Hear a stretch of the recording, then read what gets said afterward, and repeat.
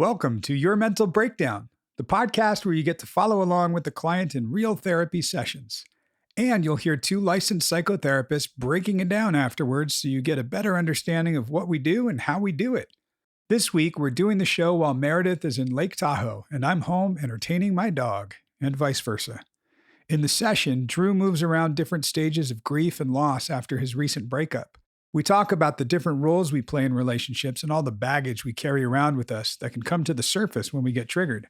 In the breakdown, Meredith and I explained concepts of emotional dysregulation, disproportionate response, and incongruent reactions.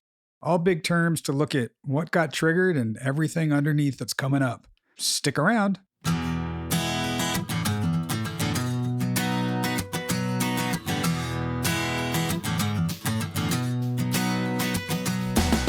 I am Doug Friedman. And I am Meredith Levine.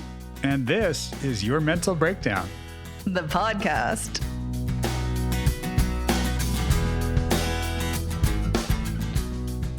Hello.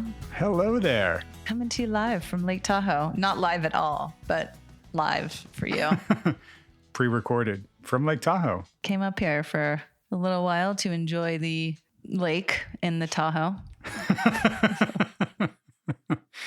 Yeah, I've heard a lot of people getting out of LA for a few days, and just giving themselves a break. Getting out of, I don't know that people are able to do that everywhere. Be Right. interested. Because in LA, it's super easy to drive for a complete, stretch and go somewhere completely Yeah, exactly. different. Right? Yeah, when I realized that I could, I was like, wait a minute, why haven't I gone anywhere? I'm Zooming everything, so why not? Right. So, yeah, it's nice. Where are you going to go, Doug? I'm laughing because right now, my dog is going nuts on the couch next to me. My God. What are you doing, Beckett? Oh, my God. Right on the couch, of course. I think he just ate breakfast. He just finally ate it, and he came in, and this is his way of, we call it snarfing, because it's the sound it makes when he just rubs up against the couch and kind of scratches his face and, I don't know, maybe wipes his mouth. Is he wiping his face off after eating, basically? Something like that. What do you feed him? Do you feed him fancy food, healthy food, organic food? Healthy food, yeah. There's debates on whether grain-free is good for dogs or not. I kind of do a combo, but he's a weird eater. He will want to eat and want to know what you're eating. So whatever I'm eating, I generally put a little on the top of his food so that he'll eat it. Because if I don't, he won't. You eat very healthy as well. Yeah. So. But this kid, he'll eat off of my plate. He'll eat asparagus, broccoli, Brussels sprouts. Oh my God. Asparagus just makes my pee smell too weird. On 23andMe, have you ever done that? Yeah, I did do that. I don't know that I ever looked at the results, but I sent it in. Are you kidding me? Oh my God. No. Well, on there, it'll tell you, what your traits are and based on your chromosome, chromosomes, what the traits should be. So it'll say you should have light eyes or light hair or whatever. And it'll tell you if your pee smells from asparagus, and mine does. It isn't whether or not your pee smells, it's whether or not you can smell it, is what I've heard. Oh. That makes sense. Right? That makes sense. So I think everybody's pee has that odor, but only a certain number of people can actually smell and detect that odor. Oh my God. So I'm special because I have asparagus pee detector scent? That's right. You are the asparagus pee detector. I always knew I was special. Asparapee. I'm an asparapetus. Asparapus. That's what it is. Oh my God, that's amazing. Speaking of asparapetus. Sure, we can go with that. Sure. So we have a fun session coming up. I don't know if fun's the word, but so you guys heard about the breakup. Yeah. Big deal. And then moving forward and some healing going on. Yeah. Part of what I really like that listeners are getting a glimpse of is that, you go through a breakup and most of us will talk to a friend or something like that. And you don't just have one conversation and then you're good. You go through it. It's a process, and people are getting to hear Drew's actual process and the stuff that we work on and how we work on it. And they can see his kind of evolution and his motion through the process of grief and loss. And you'll hear we kind of touch on quite a bit of that in the session. Right. Okay. Well, let's hear it. Well, here it comes, and we'll be back with you in a little bit. Okay. Bye-bye. Bye.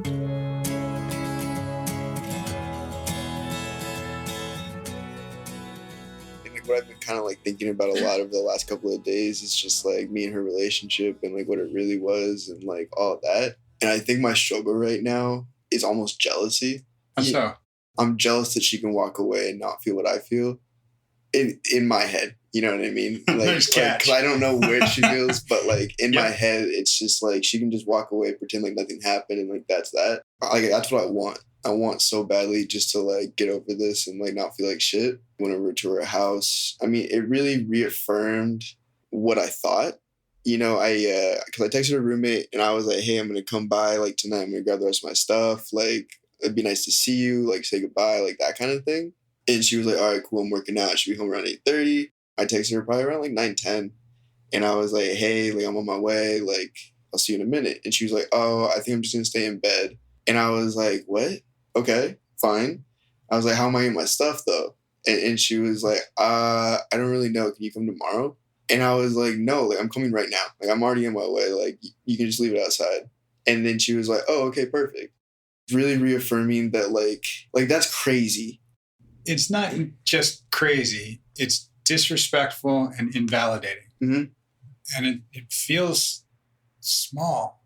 It feels really small. Yeah, you know, and then I mean, she buzzed me in and I came up and all my stuff was outside their front door, which was like, okay. And I was fine with that. Like it almost helped me. She wrote me a letter and I shouldn't have read it. I should have just left it there, you know, like, okay, I was cool. I get it. This is like facts in front of me of what they're doing to me mentally. And then she'll go and write like a love letter essentially of like how much she loved me and like how it's just not the right time. And like, hopefully like a week, a month, a year, we can talk again and be friends. And it's like for myself, I can't do that. And I think where my head's at now is more so like, I think I'm in the acceptance stage of this, of coming to terms of like who she really is, what our relationship really was, not what I thought it was. Mm. And more so shifting the focus now onto not what I did wrong, but what is this going to allow me to do? Mm. You know, like what freedom now am I going to be able to experience? Who am I going to meet? Where am I going to go? What are the things I'm going to see? You know, like that kind of mindset. Yeah. I'm okay right now. I'm not good or bad. I'm just kind of like in the middle. I feel very fragile. I think that's the best way to say it. I'm not insecure. I'm not scared anymore. You know, it's just like I'm fragile right now. Yeah. You know, and sometimes people describe that as feeling raw. Yeah. Feeling, you know, exposed. Mm-hmm. Right. Mm-hmm. And that happens for sure. And this is where we get to really feel our strength, not our defenses. Yeah. Our defenses will protect us. Mm-hmm. What we're really looking for is that rawness, that exposed, that fragility. Like we want it to be strength. Yeah. And it can be. And you're getting a chance almost to rebuild. Like, well, what's important to me? What can I fill it with? Mm-hmm. You know, what can I reinforce this with? Right. Not defend. But it's, my faith, that's big for me. Right. My real friends. Yeah. And let me look for people that really have my interest at heart. Right. People that are supporting me, that trust and that loyalty that you were first talking about way back, right? Yeah. That's what I want to connect with. Right. And I think, you are moving towards that stage of acceptance. I will just say, remember, it's not like, cool, now I won't get angry again. Now I won't be in bargaining or denial or any of that stuff. Like, no, you're gonna spin through a lot of that. Right. I mean, today might feel a lot different than it did when I saw you just a few days ago. Right. I think I was better on Monday than I was today. How so? I think the other thing that's playing like over and over in my head right now, and it's a what if, I'll give you that. It's what guy's gonna take my place. I think that's a hard part for me right now because like you throw the lonely factor in there and then that's when I start thinking about who she's with, what she's doing, how she's feeling, like all that kind of stuff. Who are you with? What are you doing? Yeah, I'm alone, chilling. Right now. Yeah. And right now that feels like a weakness. Right. Because it wasn't necessarily by choice. Right. Sometimes it is and we still might feel that. Mm-hmm. That idea of, who's going to take my place? all right, who's going to take her place? Right. But we're not there right now. Right. You and I can have that conversation and we'll look at, who I'd want to bring into my life and what I'd want to get out of something for sure. Yeah. And that will feel kind of good. Mm-hmm. Might still be a little lonely in the background, right. But that'll be in the background. At the foreground will be what I'm looking forward to, what I'm looking ahead to. Yeah. Right now, we're kind of looking back. And that idea of who's going to take my place is a version of saying, I wasn't good enough. Right. Somebody's going to be better. There's some problem or some fault in me. And if I could only have been that or done that, then this would not have happened. And again, I'm transcending you, old girlfriend, and talking about your whole approach and view on life. Right. Especially mom, friend, cousin. Yeah. All of these. Yeah. What do you think about that? I think I've told myself this is the worst one yet. Like I've been through a lot of shit, but this feels very, it just feels more than all the rest. And I think it's because all the rest came along with it. I think now it's like a point in my life where like I've been trying to deal with a lot of stuff and now I kind of have to. And not in this, it's still a choice. Like, I don't have to do it. I can curl up and call it a day, but like I don't want to, Yeah, I mean, this is when people talk about, oh, he's got a lot of baggage. That's what we mean. Yeah. Carrying all this stuff around with you. Yeah. Right? Yeah. And I think your insight is awesome, man. Yeah. From day one, I was like, wow. Yeah. All right. Yeah. You're kind of going, and you even said it maybe a couple months ago, like that, maybe I need to step away in order to take care of myself. I mean, it's almost like going, I need to check into some hotel with these bags and unload them all on the bed and just go, all right, what clothes do I actually wear? What do I not wear? Let me get rid of stuff. Right. Let me pull this back out.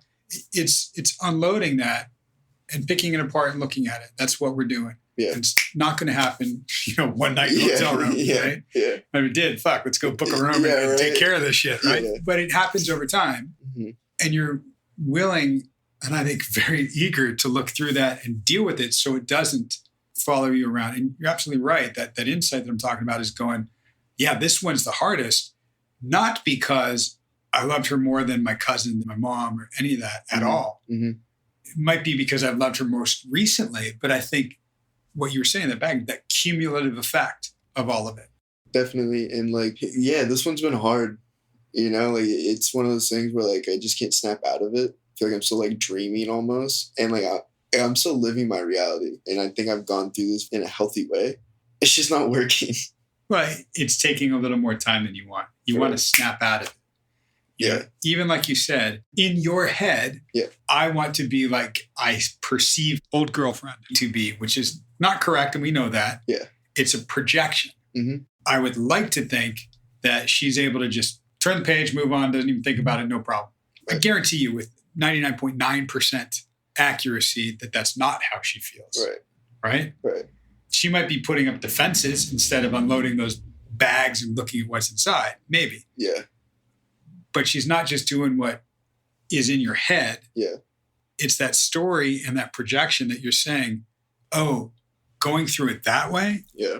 Man, I wish I could do that. Yeah. Because this has feelings and they don't feel good. And that's hard. Yeah, this is the first time I've gone through something actually feeling it. Really? Yeah. Tell me about that. I mean, dude, you've been through a lot. Yeah. And to say to me this is the first time I'm actually letting myself feel it. Mm-hmm. I think because I started young going through that shit, I think as a kid, I had the ability just to be in shock and let the shock wave ride itself. And then by the time I was out of shock, I didn't even have to think about it anymore. Mm. It just didn't seem real and it almost wasn't reality for a really long time. This situation was reality since the second it happened. And so I never really went into shock. I don't think it was just pure emotion and fighting through that and figuring out what emotions, what and why and being okay not having answers, because as a kid, I had a lot of answers and I kind of knew what was going on and why. This one, I have no why. I have no answer. It was just a goodbye. And so that's the struggle right now is why did this happen? If I can at least understand the reason for it. And as a kid, I mean, yeah, brother, okay, there's the reason for it. Yeah. If you go out there, I'm not going to talk to you. Yeah. Friend, yeah, I OD'd. Yeah. I mean, maybe what led to that, but I don't think at that age you were processing that. Cousin. Yeah. I kind of see what's going on there. Mm-hmm. Mom, I mean, you even said like when you were 13, you realized she had a problem, but maybe couldn't understand what that meant. Right. So the reasons for it help our understanding and maybe help alleviate some guilt that we might carry if I could have made a difference. It also doesn't change that it's still the reality. Honestly, I don't have any hope for us to get back together at any point. I mean, looking back at our relationship, like, it wasn't good for me. Like, it really wasn't. I like her a lot, and I think she's like a good person. I think deep down she's a really good heart. It's hard to understand for me that, like, how can you have a good heart? How can you be a good person and be so shitty at the same time? My brain doesn't comprehend the two worlds like that. What did you say that was true and what wasn't true and why? You know? What's important about that for you? I'm not saying it's not important. Yeah. I think validation. I feel like completely invalid. And I think that I don't want to say I wasted a year because I learned a lot. And like, I am going to come better on the other side of this. You know, I can see that. I can feel that. I know it's coming. I don't know when. I just don't want it to be like 20 years down the road. You know, I want it to be like, I want it to be right now, but I'm okay waiting a couple of weeks. It's just like with everything else that's going on, I don't have time to deal with this over the next 2 years. I got to kick my ass in gear. I got to keep going. And I know all of that. And I really rested the last 10 days. You know, I've done stuff that I wanted to do. And I think I've been distracting myself in like a good way. It's just like, it went from, you know, last Monday being upset for 24 hours straight to like yesterday I was upset for like 2 hours. You know, so I definitely see the progress and I definitely see where I'm at. It's just shit that I have those 2 hours. I hate it. I absolutely hate it. What do you hate about it? I hate not being able to like go do what I want to do because I'm thinking about her. You know, I feel like she has control over that aspect of me right now, and she shouldn't. And I shouldn't give her the control over what I want to do. But I am. How?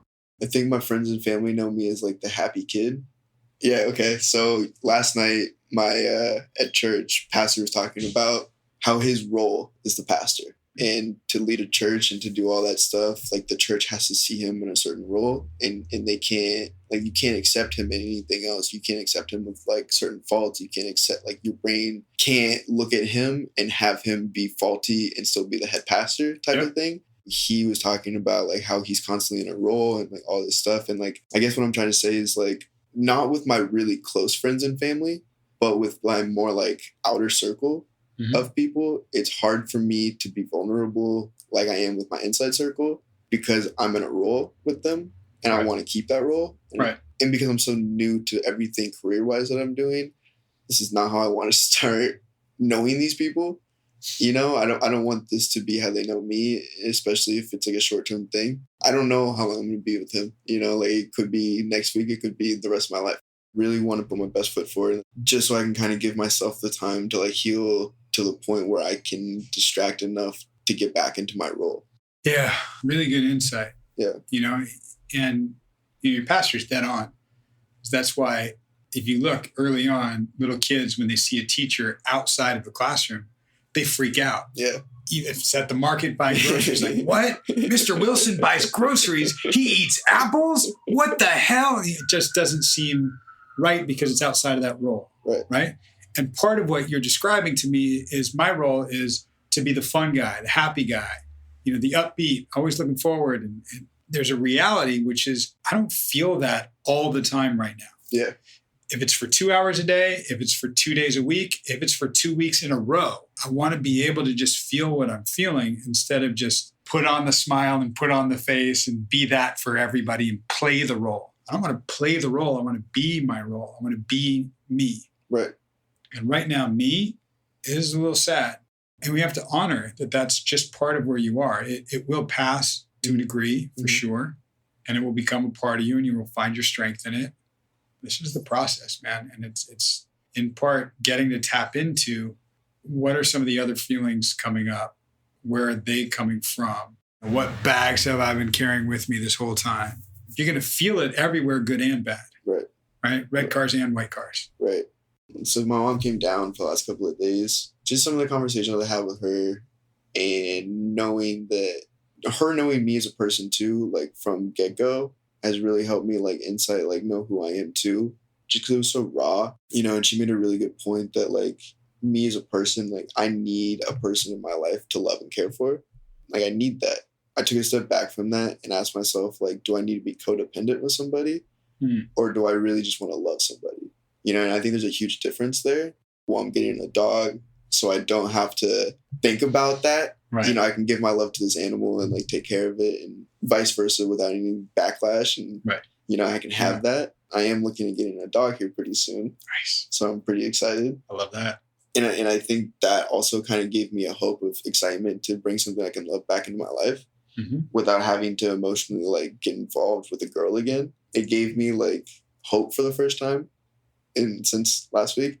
And that felt really good. And I guess I'm just trying to take a step back and not get emotional about getting an animal, because I know how much that takes and I know how much I have to support it and like all that kind of stuff. And so I guess I'm trying to take a step back and I'm just not trying to make any decisions out of emotion right now, just because I know I'm so fragile and I know what I need. I just don't know how to get it yet.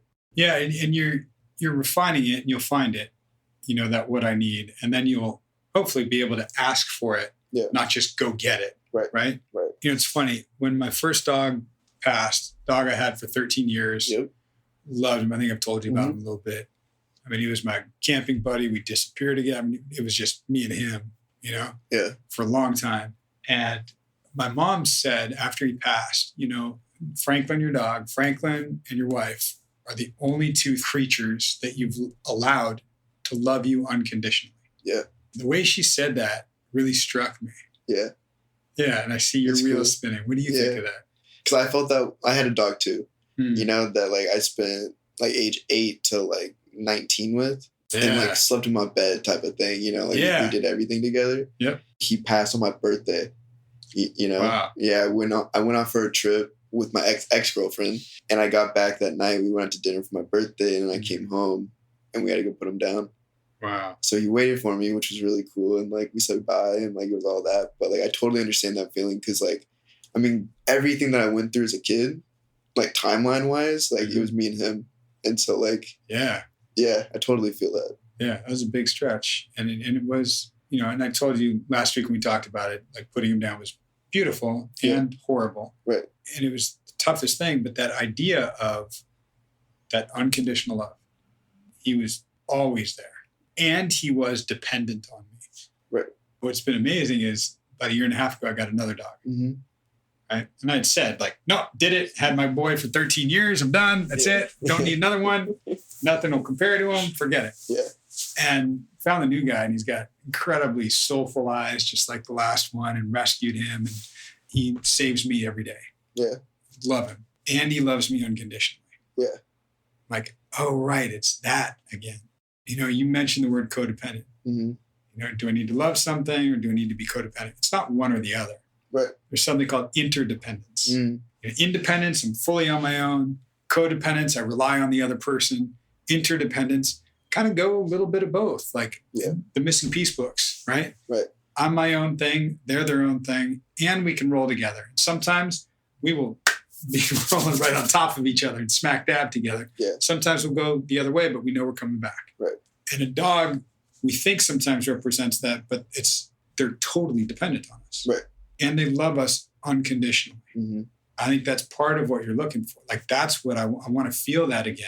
Yeah. And you don't get that in a relationship. Right. Not completely.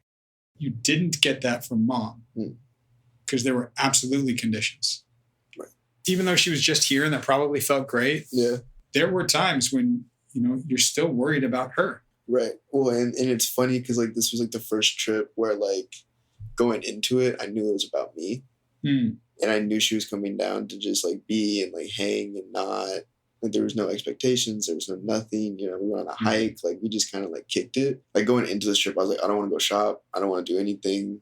I just want to be with you. I just want to hang. And like, it was really nice because we really had some really good conversation, but I didn't worry about her at all. She sat there and worried about me for a while. Yeah. Which was really nice. Yeah. I think I needed that. I definitely needed that.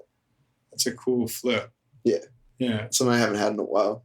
Even just letting yourself be cared for right. when you need it. It's not saying I'm helpless. Yeah. rescue me. It's just saying, yeah, I'd like the support a little.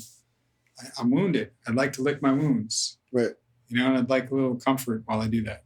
I say to some clients that are, a decade or two older than you, sometimes even then, we just want our mommy. Yeah. Some people find that in other things, good and bad. Right. They'll exercise, they'll dive into work, they'll dive into drugs, whatever it might be. They'll go get a rebound relationship, any of those things. And you're kind of going, I'm feeling this for the first time. Let me go easy on myself. Let me get a little comfort. Let me find some strength. I mean, you're in here. Yeah. I give you big props for kind of going, okay, I'm going through this shit. Can we go twice a week? Just to kind of really, right? Yeah. You're taking care of yourself. You. Yeah. Not mom. She didn't come here to rescue you. Right. Yeah. And like, that feels good. It does, and it's, I think all this is really building my self-confidence of knowing like what I can really get through. And I think I'm allowing myself to still be vulnerable to people. I think just like the biggest thing on my heart is just one, that this isn't my fault because it's not. And two, that I have to stay like open to people because I can see how people get so closed off from stuff like this. And I know this happens to other people. Like, I'm definitely not the only one that's been through this. And so I guess, like, it's just building, like, my security blanket of, like, here's another, like, piece of ammo that I can use as I get older to be able to, like, relate to people. I'd never been through this. And so, like, I had friends come to me in high school that were heartbroken. And I'm like, nah, man, we'll be all right. Like, come on, let's go. And now it's, like, kind of giving me the ability to kind of, like, really understand what, like, that looks like.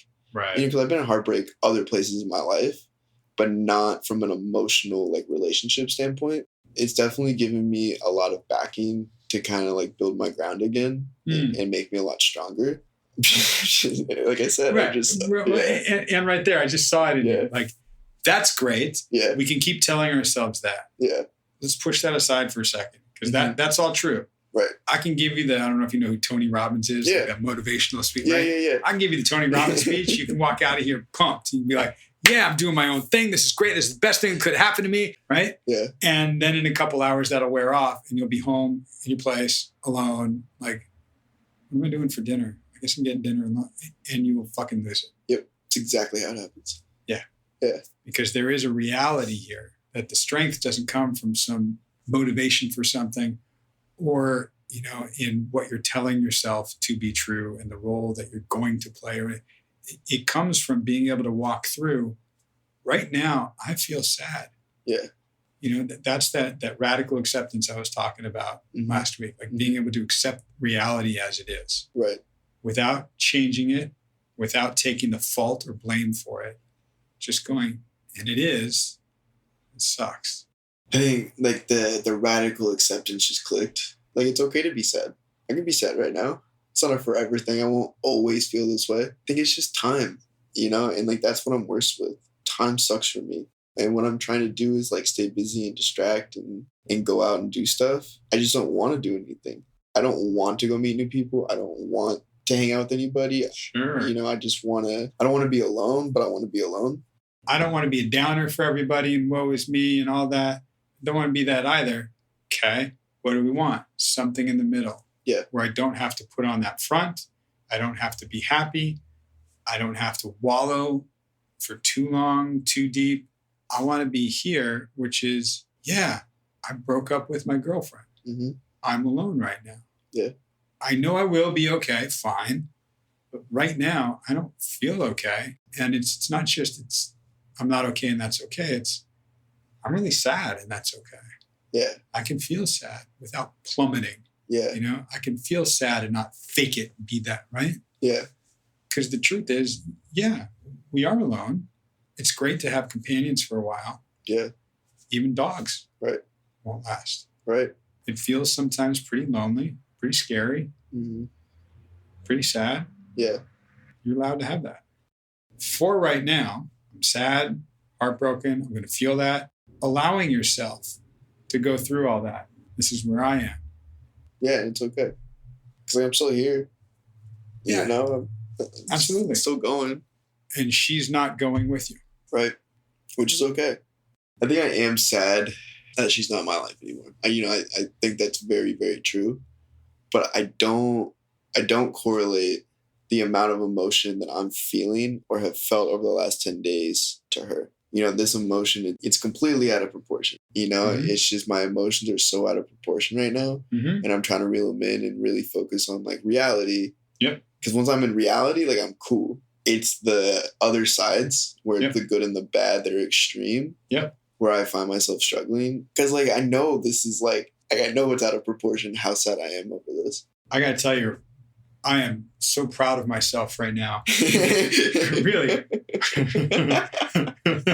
I'll tell you why. Because I sat over here and just shut up for a second, let you find that word. Yeah. Right? Yeah. You will hear me talk a lot about a disproportionate response to something. Right. Most arguments with couples and fights, you know, that they tell me about, whether it's an individual or a couple in here, right, isn't about the thing that they fought about. Right. You know, and if they can recognize, whoa, what's this really about? That's a disproportional response. Yeah. I had a couple, they had a fucking blowout fight in Hawaii over a toothpaste cap. Yeah. And they came in here and I was like, you really think it was about the toothpaste cap? Yeah. You know, and they got to like, that was when they felt it was a disproportionate response, because who cares about the toothpaste cap? Right. But it was a buildup, an accumulation of a lot of other things. Yeah. And that's when they actually got to recognize what a trigger was. Mm-hmm. Oh, I got triggered. Mm-hmm. Oh, that means I got triggered into this mode to protect myself, to lash out, whatever it was. But what got triggered was all this stuff I was carrying around, all the baggage, all the hurt, all the pain, all the things I didn't voice before. And I think you're realizing like the response that I have to this, the deep emotional response is disproportionate. Yeah. Okay, so that means there's something underneath that. There's something else that's coming up, that accumulation, that stuff that I've shelved for a long time, that I've had to survive and push through. Right. But I haven't processed. I'd forgotten about your cousin too. Yeah. I mean, that one was huge. Yeah. And we got that. We got friend. We got brother. We got mom. That's where you went emotionally, was all that stuff under it. And your response carries a lot of that. Yeah. You know?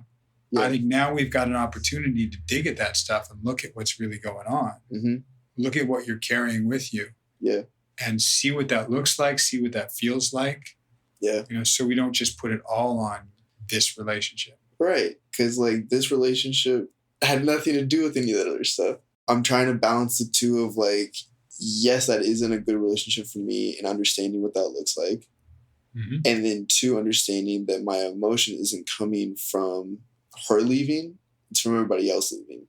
We can just say it's from being left. From being left. Yeah. Yeah, definitely. And so I'm trying to like sort everything out. I'm in my sorting mode. You know, I kind of got through my emotional phase. Still emotional, still fragile, still all that. But now I'm a little bit more rational, into the sense of like, I can look back at it and be like, oh, that was completely irrational response. Like I get sad, but I don't get sad like I've been sad. I just don't get this way. Like I've never been this way. Yeah. And maybe it's a sign of strength that somewhere in the back of my mind, I know I'm strong enough to allow myself to feel this way. Yeah. I have support now. Yeah. I probably have more strength inside than I recognize. So I can allow this to come out. Right. Because now I can process all this. I can process all of it. I don't just have to carry this one piece. Right. Which I'm excited for. Yeah. You know, and like, I think this is like a crazy time of like healing in my life. I never really thought I'd be here, but I am. And like, let's do it. But doing it, I think for you, there's only one time that matters, which is the present. Right. And in your present, you're going, okay, I want things to be different. Yeah. Just remember to allow yourself to feel what you're feeling. Yeah. That's where the validation really comes from. Yeah. It's that, oh, right, I am sad right now. Oh, it's a little disproportionate because there's other stuff there. And this is what I'm feeling. Okay. I'd say don't be afraid to journal some stuff. There's like stuff about one, yeah. Good. As soon as you recognize that it's a disproportionate response, you go, right, because the response is coming from all of this. It's coming, oh, man, I didn't realize this. Oh, yeah, that is there. Yeah. That stuff's going to come. It's not like the floodgates are going to overtake you and you're fucked. It's just, great, this is what we've got to go through and work through, and we will. Right. But allow yourself that like I said, going to that hotel room and dumping the bags. I want all the clothes on the bed and everything just like, yeah. So that we can make sense of it and repack if we need to, or just be cool. Yeah. No, like I'm feeling better. I really am. Better, not good, but better. Yeah. And you're still, like I said, it's okay. You might have hit some of that acceptance. You're going to cycle back through all those stages. That's what I'm trying to prepare for and like understand that like my feelings have nothing to do with her. They be triggered by her, right? Yeah, they do, but totally. They don't. Totally. Yeah. And we got to find the new normal. Got to find the new way to be, right? Because like I want to get to the point where like I'm so secure in myself that I can allow her and be a friend in my life. That's my ultimate goal. And if I'm never friends with her, that's okay. But I want the ability to be friends with her and not worry about it. I love that. Especially the way you're saying it, like the ability to allow that. Yeah. If she chooses not to, that's on her. And I want to be okay with that. I don't want to just fool myself into thinking like, sure, no, I'm good. I want to actually be good. Yeah. Because there's parts of us that, especially after a breakup, think, well, I want them to see me doing well. Yeah. Right? Yeah. To show that I'm doing well and I'm okay. Yep. Okay, well, let's actually do well and be okay. Right. Then it doesn't matter whether or not they see it. Exactly. Right? That's exactly where I want to get.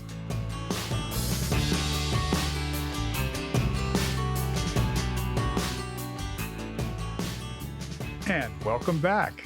That was great. That was amazing. Yeah, I no longer ask you what you think. You're right. You pretty don't. much tell me what you think all the time. I sure do. I have that tendency. I appreciate that. Yeah. Mm-hmm. Whether I ask for it or not. No, I do that, I feel like, in my life in general. Yep. So let's see. So Drew started out with, I think, something that we can all relate to. He said he was feeling jealous that his ex can just sort of walk away and be fine. Oh, yeah. And then actually he quickly realized that was like his perception. You pointed it out, or you didn't point it out. He sort of immediately corrected himself or caught himself. And then you were like, right, good catch.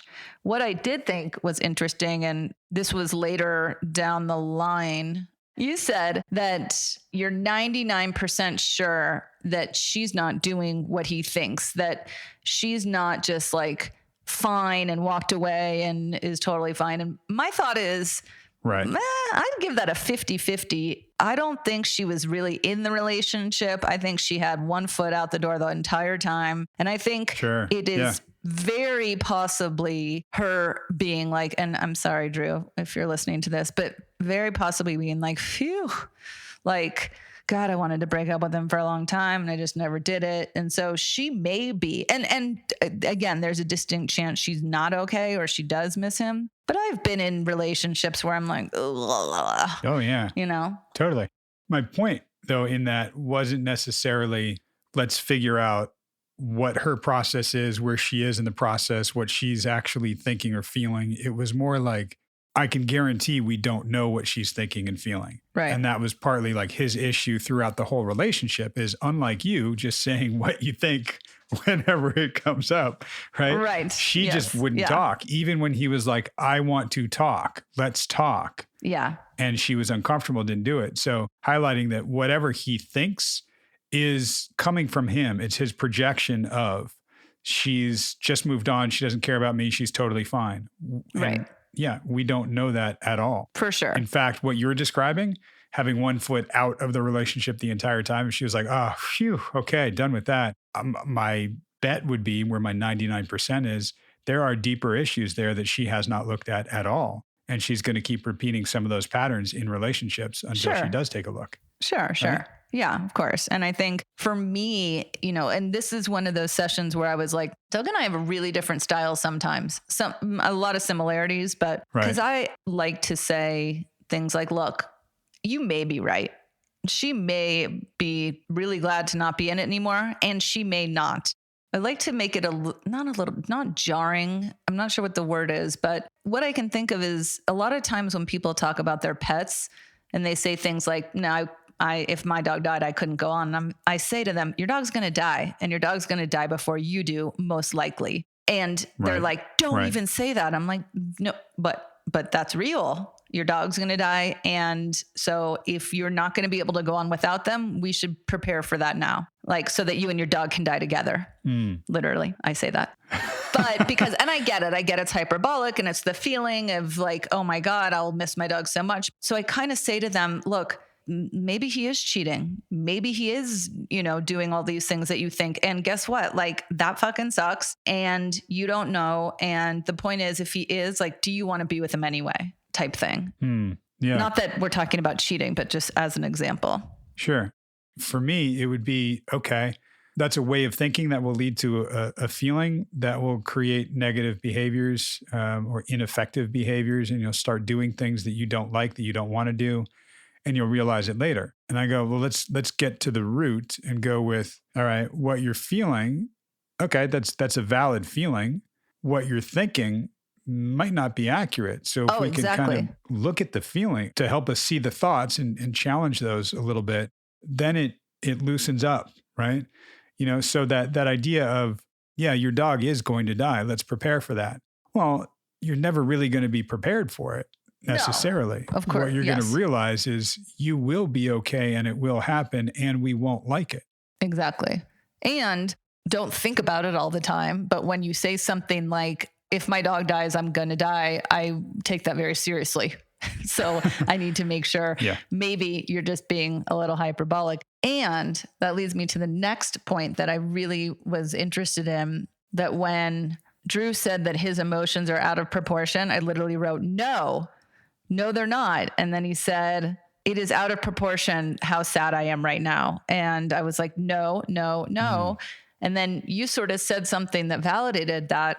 And I was thinking, because of the work I do, I work in so much emotional dysregulation, where I say at some point, the reaction is incongruent to the situation. So when the guy is unhappy with his coworkers and then he goes and shoots everyone in the post office, that is an incongruent reaction. That is a huge reaction to being unhappy with somebody that you work with or whatever, right? There's also a mental health issue there, obviously. But so I think if he was laying on the couch sobbing for 2 weeks, that wouldn't be out of proportion. And he's not even doing that. Yeah. And I think we might be in semantic territory here, because I think of what you're describing as that's not incongruent. It's congruent. It's just out of proportion. Yeah. Right? Why? Because you're angry with your coworkers, so you have that anger. Your response and the action that you take is out of proportion for what it actually was. Yes. I agree. But that's why I'm asking, why did you agree with Drew when he said that how sad he is out of proportion right now? Because it was not just the situation with his girlfriend. That's why I think I quickly went into, the idea of all the baggage that we carry around with us. For the coworker that gets mad and, goes and shoots up the place. I mean, horrible example, but I guess it's the one we're using right now. I know. Sorry, guys. Don't do that ever. No. I would say, again, the feeling and the thought, like, they're congruent, but out of proportion, because it's not just whatever that one coworker said that one time. Yeah, there's way deeper, of course. Right. Yeah. It's not that one piece of straw that broke the back. It's the accumulation of all that straw on its back. So for Drew, when he was talking about, I'm so sad, I've never been this sad. Well, there are two things that, clicked for me. One is you're allowing the sadness to come in and we can actually talk about it without having to distract or get away from it. And he actually even said that. Yeah. Yep. Yeah. Yep. And the second is, this isn't just this sadness with this girl. It's anybody.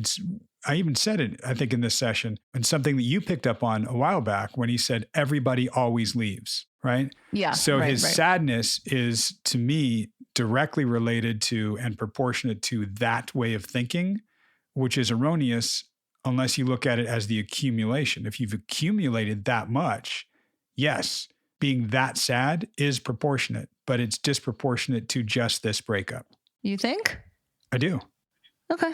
Yeah. We can agree to disagree. It's trauma response for a lot of people. When you have a trauma response to a situation. If you had no trauma ever in your entire life and you were distraught, like couldn't get off the couch for 2 weeks over a breakup, I still think that's proportionate. In that case, it might be. Yeah. If you're not holding a previous frame of reference and previous unresolved issue from it, then sure. Oh, I see what you're saying. I get what you're saying. Okay. So you're saying that his previous traumas were so big that comparatively speaking, his sadness is, sorry, I just saw a little chipmunk. That was cute. Well, the example that I was giving in the session about the disproportionate response and how, we got triggered and we protect ourselves and we can handle a certain trigger sometimes. But when we think like, oh God, why am I so fucked up over this? Why am I having such a big reaction? Like it seems disproportionate. It is, because it's not just that one trigger. It's what got triggered. It's everything underneath that. It's all the baggage, all the hurt, all the pain, all the things that never got dealt with before are still there. They don't go away. So you're validating his feeling of it being disproportionate, and here's why. Correct. I'm not invalidating having the feeling. No, okay. That's perfect, and it can give us a guide. I mean, there's wonderful books. The Body Keeps the Score. There's Peter Levine's Waking the Tiger, all about the trauma response that we experience physically and the link of that to what we hold emotionally. That's why with a lot of clients, when they're going through something like this, I say, hey, we need to discharge this, because you're gonna hold this. Your body goes into that primal fight, flight, or freeze response, and you have this, and that's the feeling of wanting to curl on the couch and cry and not get out from under the covers. That's that freeze or submit response where it's a survival mechanism. Animals that feign death, in the wild to avoid actual death or the actual threat, they go through that, but your body holds on to that in some way. And I think Peter Levine's studies, when he studied animals and somatic experiencing, which is awesome work, he saw that a lot of these animals, after having some sort of trauma like that, they would just shake. You would see their bodies shaking, right? So he incorporated that as there's a discharge that needs to happen. So when something triggers us, we can go back to that original trauma and back to all the trauma that we've built up and compartmentalized. And if you remember earlier, he even used the word compartmentalized the last couple of weeks. He's realizing that he is packing something away and not dealing with it. He even said, I think a few sessions ago, yeah, when things are going good, I worry that I'm not seeing that there's some bad. Yeah, exactly. I loved that he said this. He said, first he said, he's in the acceptance stage. And I think, I don't know if I heard you be just a little hesitation of like, are you, buddy? And then he said acceptance of who she really is. And then he said that he's focusing not on what he did wrong, but what this is going to allow him to do and the freedom it's going to provide him. And I was like, good job.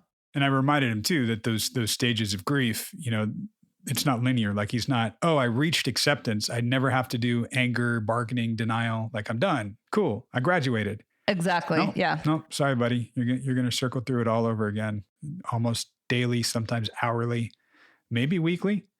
Right. But he is at least recognizing like, yeah, I think I'm moving towards that acceptance and accepting how she was. And yeah, he's having moments of it at least. Like he said, he went from 24 hours a day thinking about her to 2 hours a day or something. So, and I always tell people that is the thing. Time heals all wounds. I don't know that it heals all wounds, but the further you get away from something, usually the less you focus on it. And so usually the less pain you feel over time. That doesn't mean when you think about it, it doesn't cause you just as much pain.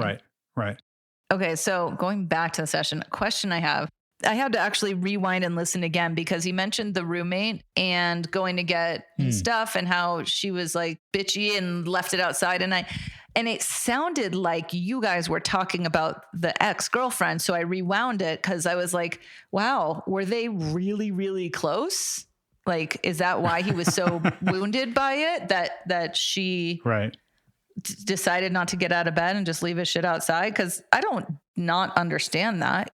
Yeah, I even asked him, I think it got cut because I was using their names. It was just easier to leave it out. But I said, is that your girlfriend or is that her roommate? He was like, oh, that's the roommate. But what he was saying was it's reaffirming, like just being around this type of person, around these kinds of people, like these are not my people. Right. This is not how I want to be treated. And it's not necessarily girlfriend, but I think the sense that I got was girlfriend was just like checked out of that exchange. Like she wasn't going to have anything to do with it. The roommate was going to handle it. Then the roommate was like, could you come by tomorrow? And he's like, what the fuck? No. Right. What he didn't say is, no, I've been processing this in therapy and working towards this, and it's really stressful. And I've got a lot of anxiety. I would like to just come get this done. No, he was like, fuck you, bitch, I'm coming. Just kidding. He didn't say that. Totally. Your whole analogy with baggage and checking in a hotel with the bags and unloading them and pulling them apart and looking at like, what do I need? What do I want to get rid of? So lovely, Doug. Such a great analogy. Oh, thank you. And that's what I was talking about when you and I were talking earlier about the disproportionate response. And that was my way of highlighting it. I think this is actually when we were talking about the disproportionate response. Like, right, you're responding with a suitcase full of baggage. Let's dump the bag, see where all this stuff comes from, see what it is, see what we want, see what we don't want. Right. Some of it, this is where we might need to go, like, where did this come from? Like, oh yeah, you got that at Target like 6 years ago. Right. I don't wear this anymore. Like, fuck that. Like, what about this? Like, oh, you got that at Barney's or Fred Siegel. Like, that's a nice one. Like, yeah, but I don't like that either. Okay. Right. So it's sifting through the parts of yourself and sifting through some of the issues and baggage to find out sometimes where they came from. And you might need to go, when the hell was I in Target? I don't remember being in Target, and the analogy for that or metaphor, whatever the frick I'm using is, where did this come from? Was this my relationship with mom? Was this an early girlfriend? How did I start shaping this way? What happened here? Yep. Indeedy. Indeed. Another thing he said is that he doesn't think that he wasted a year, that he's going to get things out of it. I'm so glad when people can realize that, because that's where so many people's minds go, especially if they're at an age where they want to get married or have kids. And, oh my God, I waste 3 years of my life. I'm like, well, I don't know. I get it. I understand the feeling. Of course, it's valid. Yeah. And also the thought is not correct like that. And that's something you said very early on in the podcast. I think week 2, maybe, when a client just had 6 years sober and relapsed and then goes, well, there it goes. You're like, what? Well, yeah. Hang on. No, exactly. No, it didn't go away. You still had those 6 years sober. What about the realizations you had during that time? It's still valid. Right. Another thing he said that stood out for me. So he was talking about his pastor and what the pedestal or the relationship that he had with his pastor, and something you said, which was, yeah, when we're little and we see our teachers out buying fucking cookies or whatever, I don't know. And it's interesting because I think, and I know for sure that so many people do that with therapists. I used to do that with therapists. Totally. A lot of my clients do, or they bring it up, and it's just so interesting. And I think with you and I, when our transparency provide that knowledge that we are not perfect at all. And I take this approach as well sometimes, but in narrative therapy, which is a type of therapy, you start out explaining that you are not an expert at all. Right. You're not the expert. You're just right there with the client, and you're both figuring stuff out. Just knowing that therapists have faults, and living in LA, I have clients that I run into sometimes out in the world. And I always let them know when I find out they live in Santa Monica or Venice, I say, hey, just so you know, like, I live right down the street. Here's how it works. If I see you out in public, I'm not going to say hi to you. It's breaking confidentiality. If you say hi to me, that's fine. Right. And then I'm like, have had a couple, I don't really get wasted ever, but there's a couple times that I've had a good amount of drinks. And I'm thinking, fuck man, I'm walking down the street in Venice. If I run into a client, like, I better turn the other way. And this one time I ran into a client in the market, and I look at her and I'm about to be like, oh my God. And then I'm like, no, blinders, keep going. And then she was like, hey, but it's so weird. We could have similar lives to our clients. Right. And we were trying to break that down early on too. And there are some schools of therapy, some modalities where it isn't transparent. So you don't ever have a sense of that. And I think there's a couple of things going on with this, and we could do a whole inside out about this, because it's I was going to say that for sure.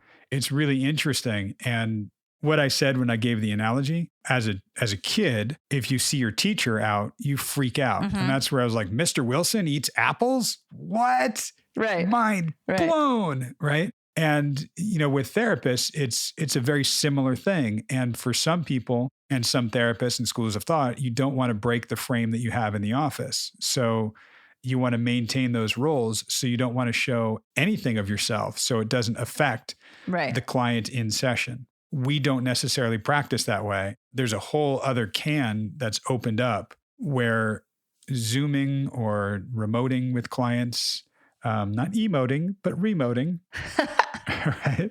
Where they're seeing you in presumably your home. I have some colleagues that are still going into the office to do their virtual sessions from their office. One of my colleagues even said, you can take a picture of, what your client sees in the office and make that your background on Zoom. Like, oh, okay. But that's a glimpse inside your home in your life. That's seeing you eating that apple. Like, what? Mr. Wilson, what are you doing? I think it's kind of cool because it's an organic situation to the fucking pandemic that like this is happening. And yeah, you could put up whatever the therapist thinks is important. Right. And whatever you guys just heard is a condensed version that will be expanded on in an upcoming Insight Out, because that it really is interesting, the different roles and the duality that we walk and that we try to hold for our clients. Totally. So stick around. Next week, you'll hear more of Drew processing through the breakup and seeing him coming out the other end. We will talk at you guys next week, and find us on Facebook and Twitter, Instacart. Twitter and TikTok. By the way, I'm addicted to like a 3-second TikTok song. And there's like the little TikTok dance challenge. Oh my God. There's like one little song I just can't get out of my head. It's like that dance where they do that thing. Yeah. Oh my God. I wish you guys could see this right now. You guys can't see that, but no. My sister and I were watching TikTok moves. We were watching dog TikToks for like an hour yesterday. It was amazing. Wow. Well, we are not on TikTok, but we are not viewing quite a bit of TikTok. And speaking of TikTok, we are out of time. Tickety talk. Bye-bye. I'll talk at you next week. Bye. Bye.